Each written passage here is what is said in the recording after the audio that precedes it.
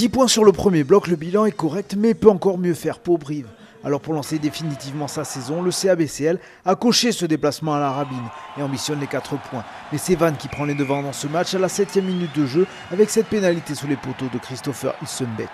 Les Corésiens peinent en conquête et n'arrivent pas à lancer le jeu correctement. Les Vannetais, eux, affichent leur vertu traditionnelle à la Rabine, générosité et abnégation, et ils récupèrent une pénalité à la 21e minute de jeu. Suite à un hors-jeu de Stevie Cerquera, Jean-Baptiste Péjoine fait la moue, Ilsenbeck lui enchaîne et porte la marque à 6-0. La réaction briviste, 5 minutes plus tard, Stuart Holding attaque les lignes d'avantage et gagne une pénalité. C'est le centre vannetais Alexandre Moureau qui perd ses appuis sur le contest. Au but, Thomas Larangera ouvre le compteur point de son équipe, 6-3. On arrive à 5 minutes de la pause, Vannes repart à l'attaque. Brive multiplie les fautes et Stevie Cerquera en fait les frais. Carton jaune pour le grand troisième ligne. Pour un plaquage haut sur le talonneur Patrick Léafont. Christopher Ilsenbeck, sans problème sur la pénalité. 9-3, c'est le score à la pause.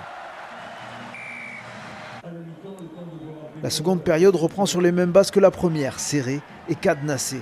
Mais à l'heure de jeu, Vannes commence à décliner physiquement et concède ici une pénalité pour un déblayage illicite de Gwenaël Duplaine. Les Bretons qui soulèvent légèrement les appuis de Saïd Irech.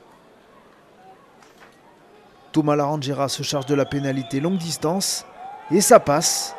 Brive revient à 3 petits points. 4 minutes plus tard, les coups jouent appuyés avec leurs avants. Et après avoir été longtemps pilonné, la défense du RCV cède lorsque le jeu sort sur le grand champ. Le marqueur, Stuart Holding, est bien sûr félicité par ses partenaires. L'Irlandais récompense le travail de son pack avec une grosse charge de James Johnston au départ. Le petit crochet. Pour finir, Brive passe en tête pour la première fois de la partie. Mais Larangera connaît un gros loupé sur la transformation, si bien que Vannes reste à portée d'une pénalité ou d'un drop.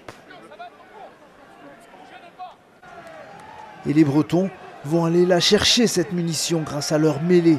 Les avants corésiens sont emportés en ayant pourtant le bénéfice de l'introduction. Et Monsieur Noireau siffle logiquement la pénalité. La Rabine laisse éclater sa joie. Christopher Ilsenbeck a au bout de son pied une magnifique opportunité de redonner l'avantage à son équipe. Mais même si le ballon revient avec les faits, ce n'est pas suffisant. Poteau est toujours 9-11 au tableau d'affichage. Nouvelle chance pour Ilsenbeck après la sirène.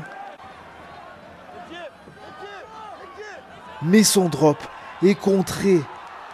C'était la dernière cartouche du RC Vannes qui va s'incliner 9-11. Des Bretons forcément déçus après avoir manqué en tout 3 balles de match. Plus pragmatique, Brive a fait tomber la Rabine et ouvre son compteur de victoires à l'extérieur cette saison.